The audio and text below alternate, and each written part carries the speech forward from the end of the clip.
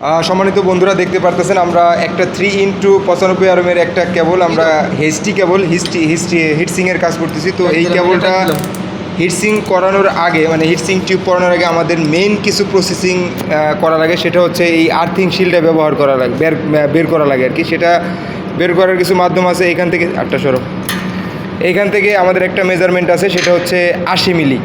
80 মিলি থেকে আমরা তিনটা আলাদা শিল আমরা বের করে এখানে আবার যে আর্মারটা আমরা বের করছি সেটা হচ্ছে 40 মিলি।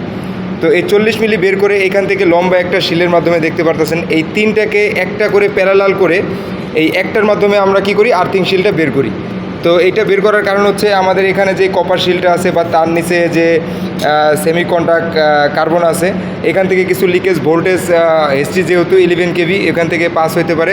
এটার কারণে আমরা এই শিলটা বের করে রাখি যাতে এটা গ্রাউন্ডিং হয়ে যায়, যদি হালকা কিছু ভোল্টেজ বেরও হয়, দুর্ঘটনা থেকে বাঁচার জন্য। ঠিক না ভাই? তো আপনাদের কার এই কাজগুলো ভালো লাগে বা এসটি কেবল হিটসিং করতে ভালো লাগে, অবশ্যই আপনাদের মূল্যবান মন্তব্যের মাধ্যমে জানাবেন। ধন্যবাদ। আসসালামু আলাইকুম।